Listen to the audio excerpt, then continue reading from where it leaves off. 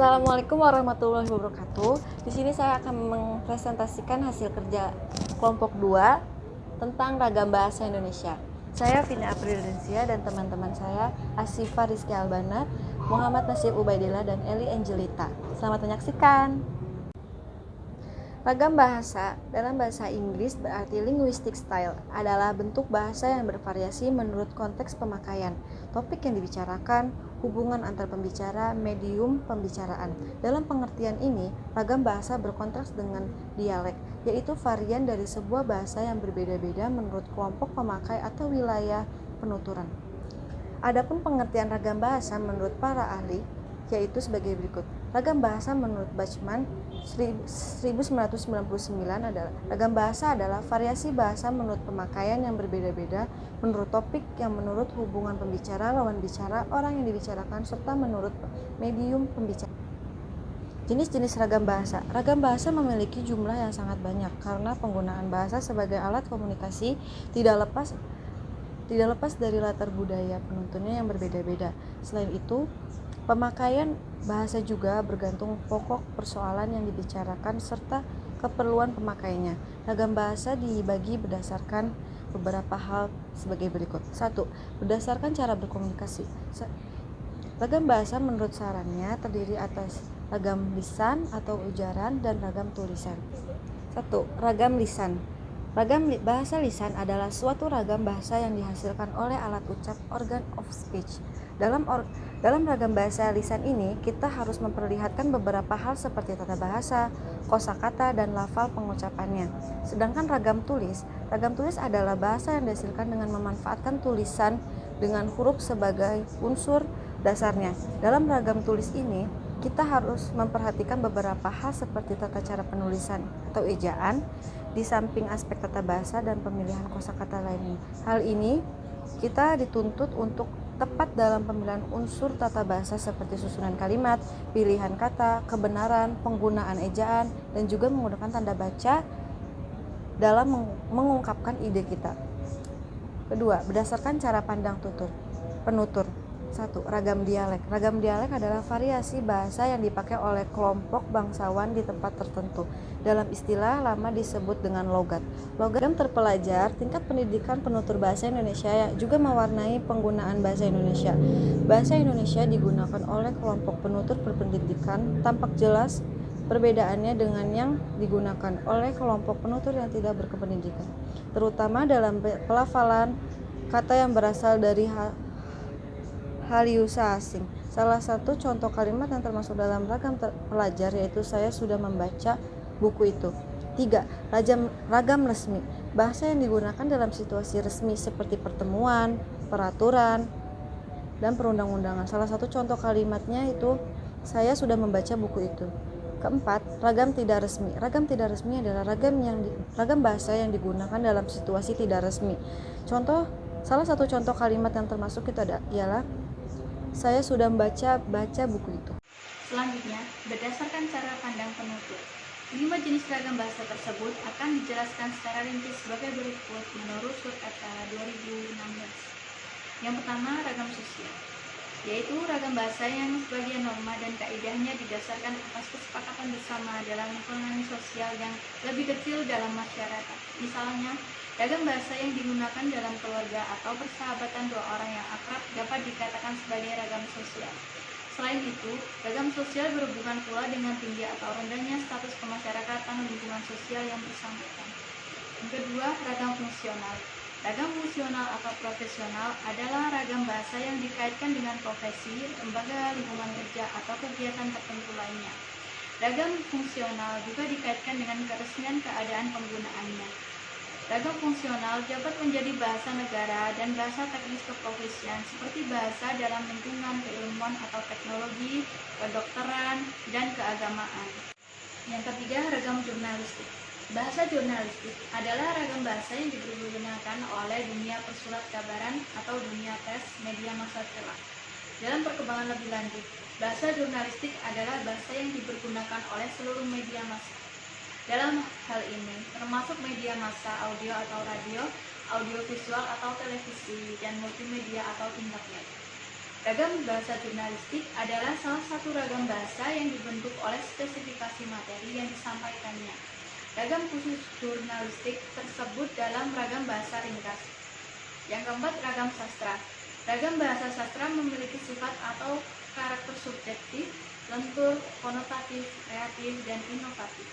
Bahasa sastra ialah bahasa yang dipakai untuk menyampaikan emosi atau perasaan dan pikiran, fantasi dan lukisan angan-angan, penghayatan lahir dan batin, peristiwa dan khayalan dengan bentuk istimewa.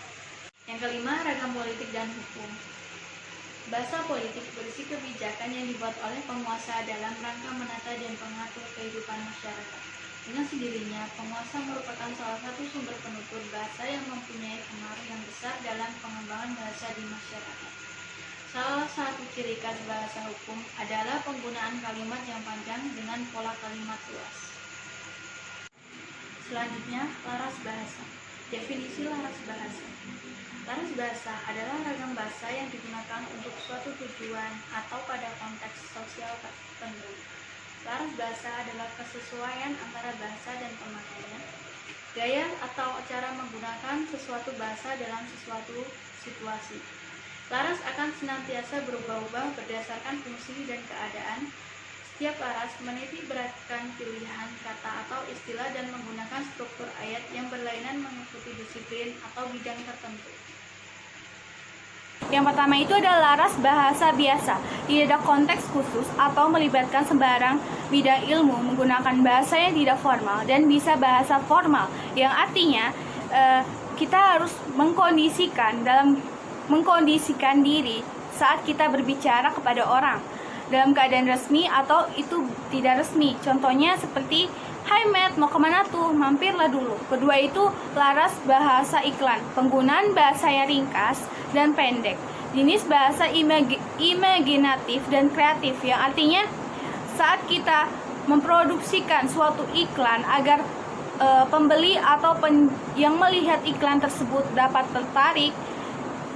Jadi bahasa yang kita gunakan kreatif, harus sesuai seperti itu. Selanjutnya, laras bahasa sains mempunyai sifat intelektual formal dan objektif. Berdasarkan kajian fakta, terdapat banyak penggunaan kata nama dan ragam ayat pasif seperti di dalam buku.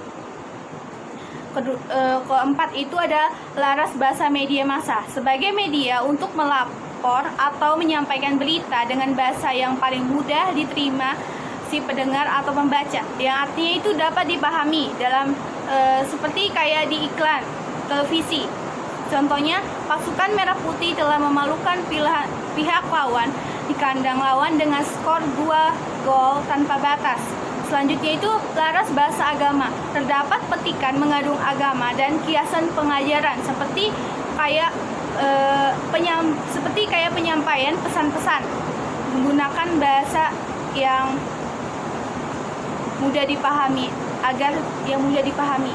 Selanjutnya itu laras bahasa sukuan. Kosakata mudah dipahami, ringkas, bersahaja dan jelas, yang artinya setiap pengucapan kata-kata yang keluar itu harus jelas dan sesuai dengan kosakata yang benar. Selanjutnya itu laras bahasa ekonomi, berbentuk ilmiah tentang ekonomi, mengandung teknikal ekonomi, menggunakan bahasa formal, fakta berdasarkan bukti, data dan informasi. Jadi sesuai dengan fakta. Jadi kita tidak boleh mengada-ngada seperti itu.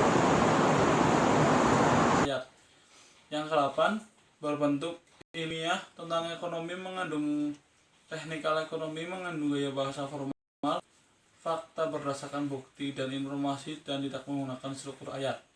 Lanjutan, laras bahasa undang-undang, teks atau isi bersifat perundang-undangan yang mengandung prinsip undang-undang tertentu. Makna kosakata berdasarkan interpretasi, tidak mengandung gambar, bersifat objek, terperinci dan tepat dan padat. Contoh, The Pendem membantah pada awal posting karena tidak setuju dengan cadangan plaintif untuk mengemukakan saksi-saksi yang dikatakan tidak dengan pembicara berkenan. Laras bahasa rencana, gaya bahasa mudah dipahami, jenis bersifat umum dan menampilkan berbagai ide tentang suatu kejadian. Contoh karena baru dilancarkan kejayaan model terbaru dapat diukur sepenuhnya berbagai aspek seperti pilihan pembeli, faktor raka terbentuk, kemudahan mendapatkan alat, ganti dan ketahanan perlu diambil. Model terbaru ini pasti berhadapan dengan terbaru ini pastinya dengan rintangan sebelum ia berkemampuan untuk menguasai pasaran dalam luar negeri. Penerapan laras bahasa dalam kehidupan sehari-hari. Bahasa adalah sarana komunikasi yang digunakan manusia untuk saling memahami. Dengan adanya bahasa, terjadilah interaksi yang akan menimbulkan sosialisasi sebagai akibat dan rasa paham pada maksud dan tujuan setiap individu. Namun tidak semua menggunakan tata cara dengan benar. Dalam pembahasan Indonesia itu, ada yang disebut ragam bahasa dan laras bahasa. Pada dasarnya, bahwa bahasa memiliki fungsi-fungsi yang digunakan berdasarkan kebutuhan.